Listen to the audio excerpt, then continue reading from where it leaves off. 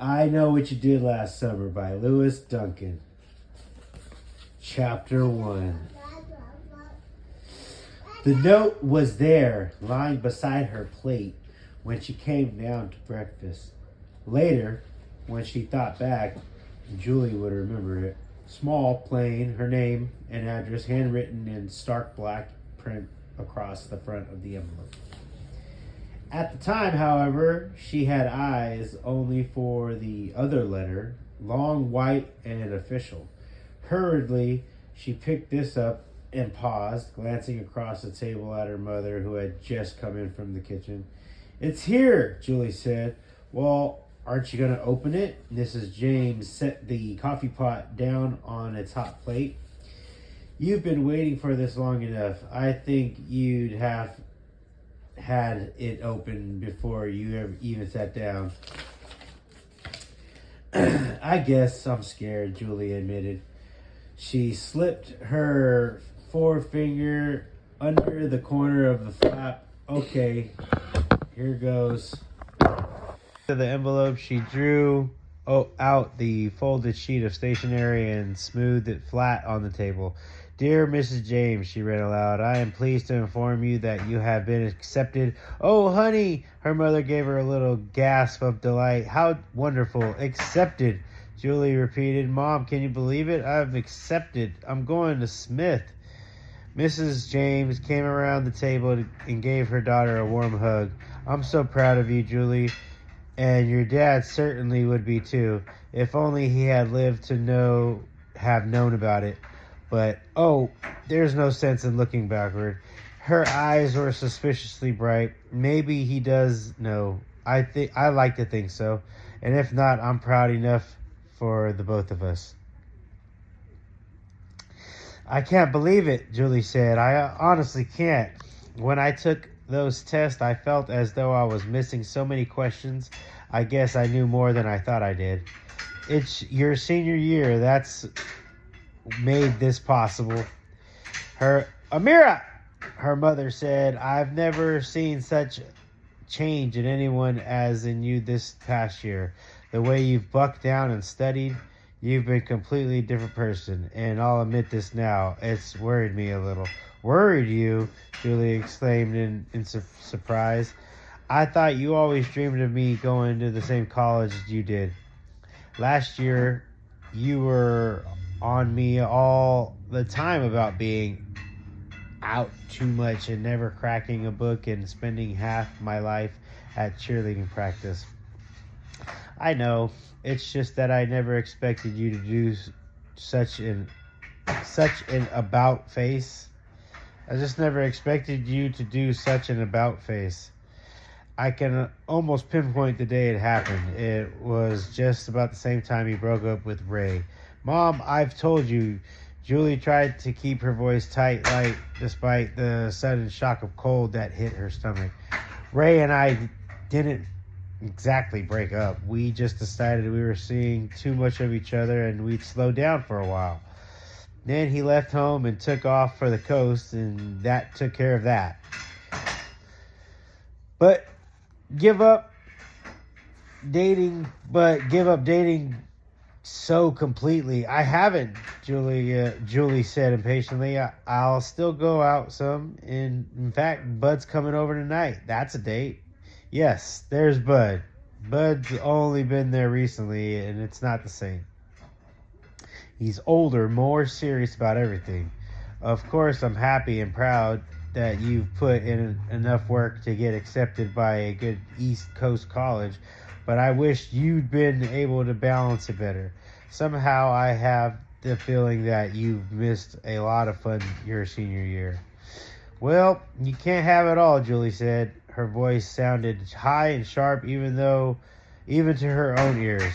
The cold feeling in her stomach was spreading higher, up where it touched her heart. She shoved back into her chair, got up. "I'm going to go to my room. I've got to find my history notes."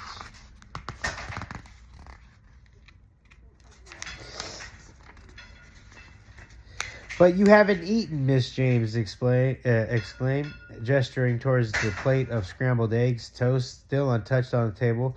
I'm sorry, Julie said. I guess I'm too excited. She could feel her mother's worried gaze upon her as she left the table. Even after she was out of sight, the worry stayed with her as she climbed the stairs and went down the hall to her room. Mom knows too much, she thought. She has this funny little way of knowing more than you ever tell her. I've never seen such a change in anybody, her mother said. I can almost pinpoint the day. But you can't, Julie told her silently. Not really. You shouldn't try. Please, Mom, you shouldn't never try. She entered her room and shoved the door shut. Salud!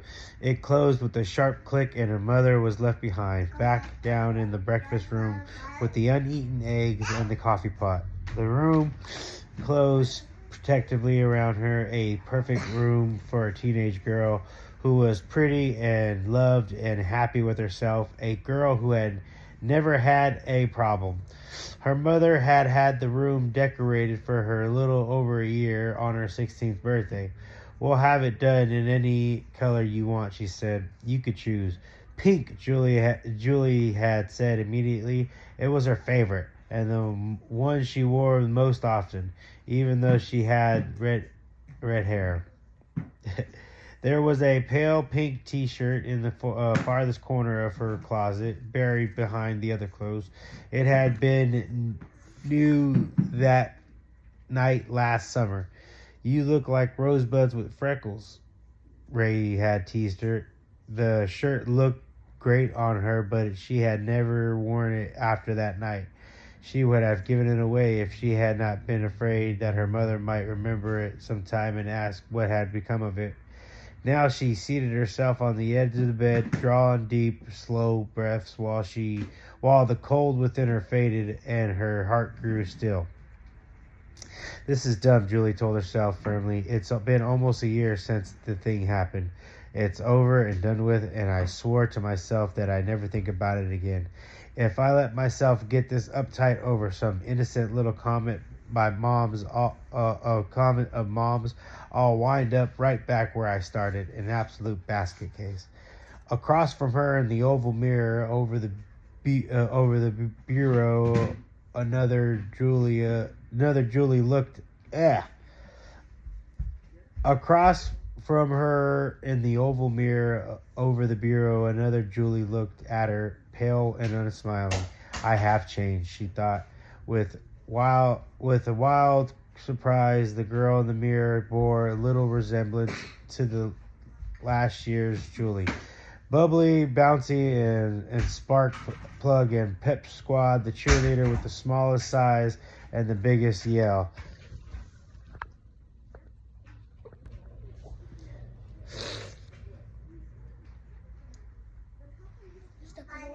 Yeah, no.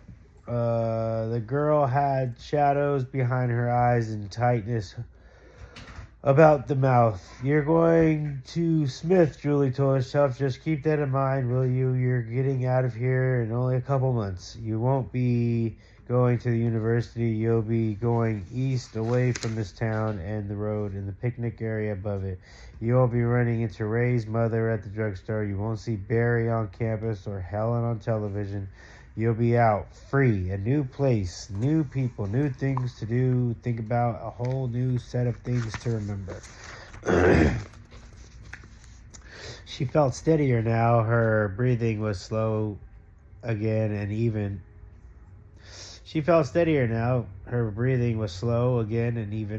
She picked up the letter from Smith, which she had dropped on the bed beside her, and looked again at her name, neatly typed on the official-looking envelope.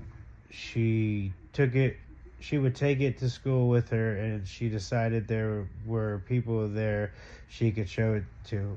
Not to any other students especially. There wasn't anyone she was that close to this year.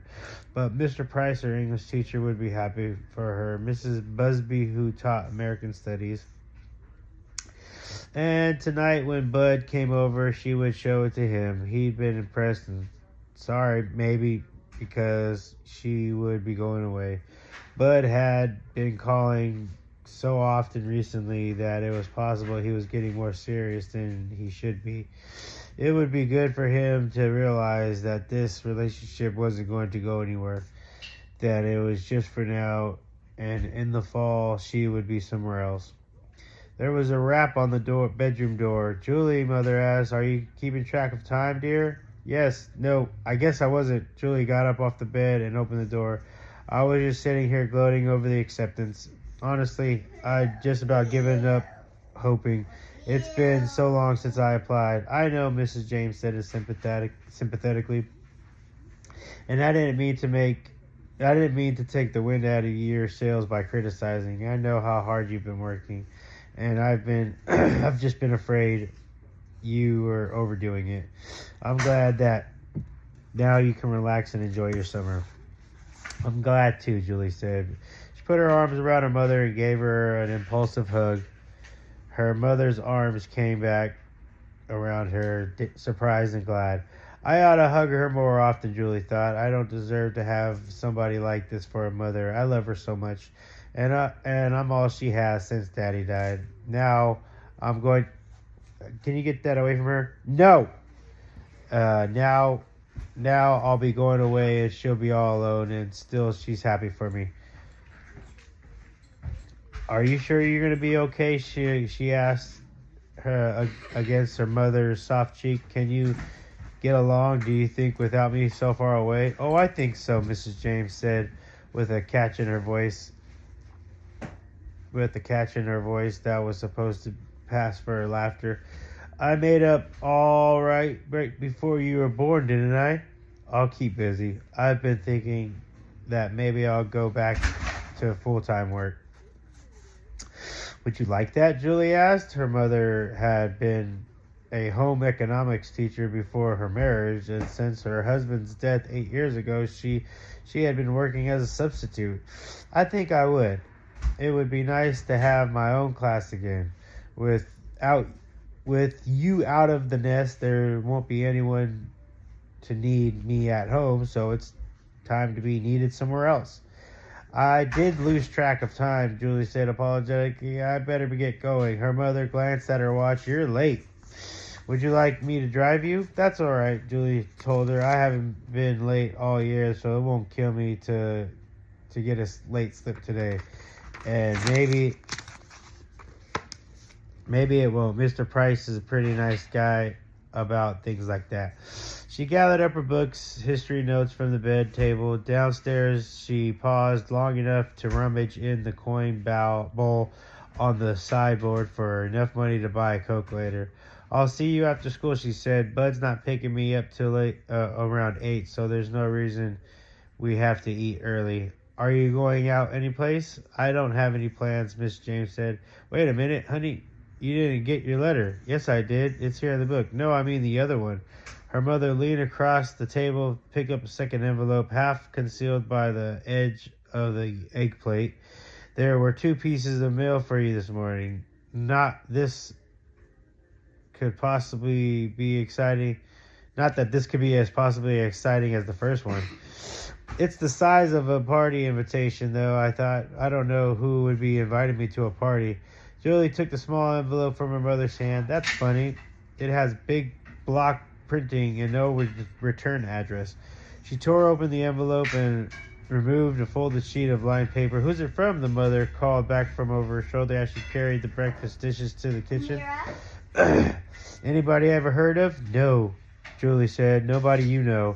With slowly growing horror, she stared at the letter, at the one black sentence that peered up from her with smudged paper. I'm going to be sick, she thought.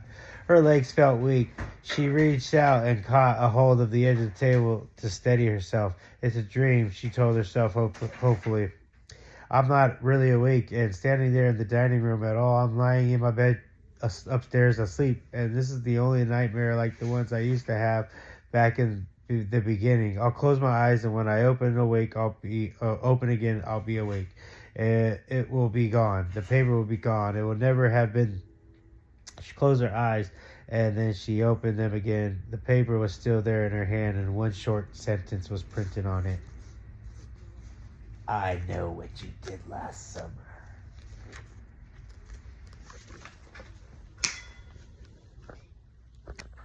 All right, so what did you think about chapter 1 of I Know What You Did Last Summer? Pretty good. Yeah? Seems like this Julie character is the main character. That was... more that's coming. There's probably more people coming. It seems like she just got accepted to a nice college that the mom went to. Their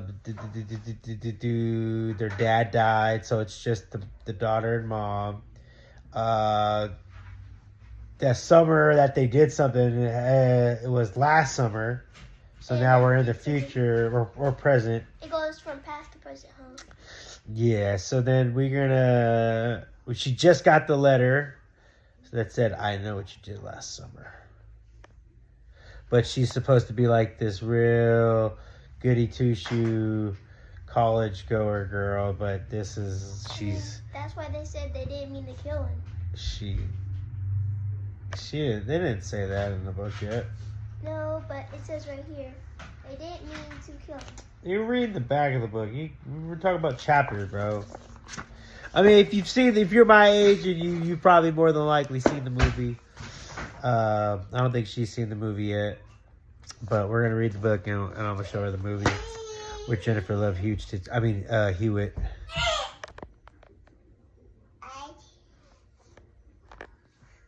Come back for chapter 2.